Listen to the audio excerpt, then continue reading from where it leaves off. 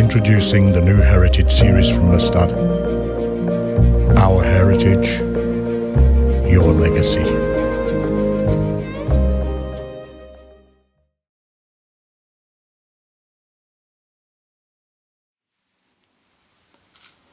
Okay, we'll start with a Mustad Heritage. This is a classic wet nymph, size 8.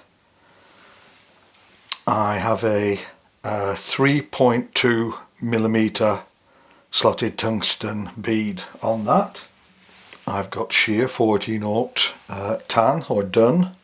This isn't very important which colour thread you use on this because it's mostly all hidden. If you put your thread in the slotted bead like that and you go around, eventually it will start to be harder and harder, and then you've locked it off really when you can't do it anymore. There we go. Just bring that round and then I can come out the back and just put a little stopper directly behind the bead head. Then I'll come in with my scissors and just remove that. I want to go back. This is a wonderful nymph, a very good looking nymph, and fishes extremely well, quick to tie. So I want to go back to about there, and then I have some Coq di Leon. This is light ginger. I've cut a little bunch and stacked it to even up all the tips. So we just pull those out. Now we don't want an awfully long tail on this.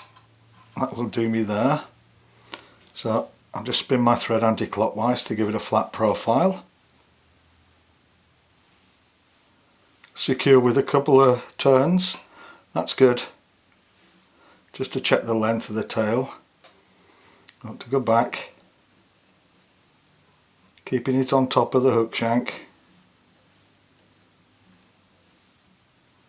That's good. Now what I want to do is I want to, if you've got a flat profile on your thread, what happens if you put that under the tail is not very much. It'll just spread it out horizontally. But what I want to do is I want to spread it out horizontally and lift it. So I'll spin my tying thread clockwise, to give it a round profile, and then watch what happens when I put this under. The round profile will lift it and spread it out. That's perfect. And then I can lock that off and go up. I'll just come in with my scissors and I'll trim off that Coq di Leon. We'll go up. And then I'll go back to a round profile by spinning my thread anti-clockwise.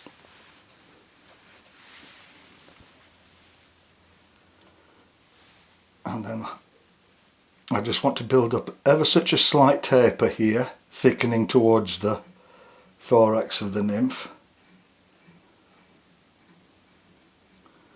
Just go over that a little bit, and then we'll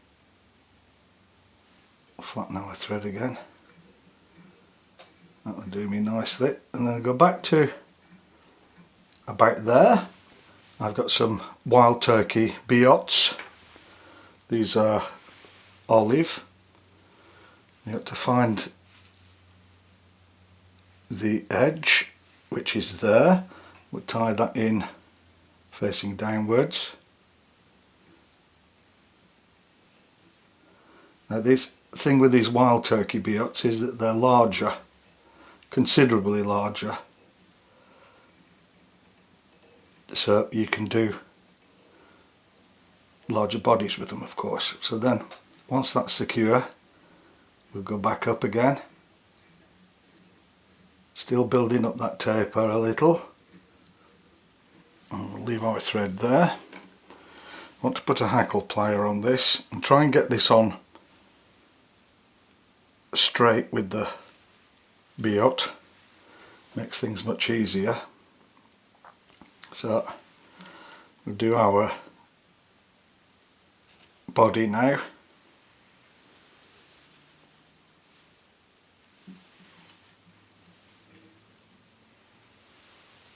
Just take your time with it, get it a nice segmented body.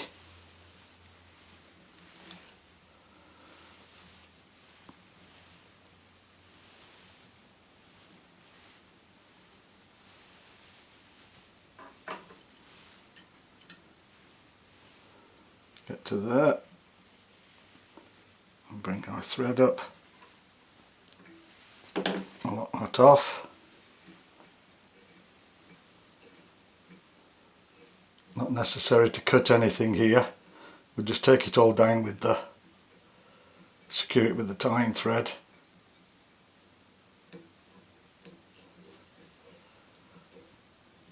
And there we are, and you can go back to there. See, that's looking good. Then what we want is some peacock herl. I only buy eyes, and if I find good eyes at shows or in shops at a reasonable price, I buy them all, because these will keep your peacock herl. When it's on the eye, it keeps your peacock herl in perfect condition all the time. When it's all chopped up and strung together, it's difficult to find some good stuff. So I've just selected one. Now what we want to do, the tips are very weak on peacock herl, so we want to cut that off. Now the fibres point backwards when we tie this in, so that's wrong. There we are. Got it there, and then I'll just secure that going forward. Again, put my hackle plier on there, and then I just want to make a short thorax. Try and get your peacock herl all nice, it will fish nicer. And of course make your flies look better as well. Just straighten that up. I want this to pulsate when it's in the water.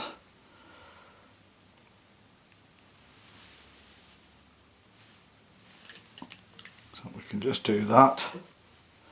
Come up here, bring that around the peacock herl, around the peacock herl again, and in front to tighten it in. And then we can come in here. I'll just turn my vise. I don't want to cut my thread. I'll remove that. Then we'll spin our tying thread anti-clockwise to flatten it. I've got a CDC hackle, of which I'll just pull the fibres back to 90 degrees, and then we'll place a clip on that near the stem, like so. Then with long straight scissors we'll cut along the stem. We'll flatten our thread. There we are. Split it.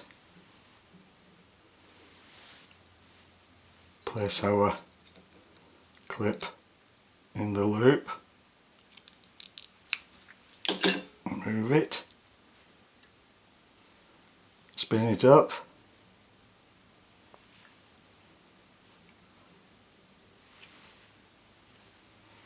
And we'll come up in front.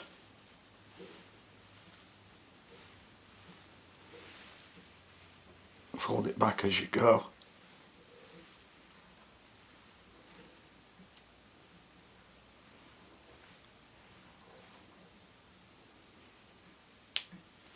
You want these long fibres, and we'll take our whip finisher You can put a drop of super glue on this if you wish on your last whip finish.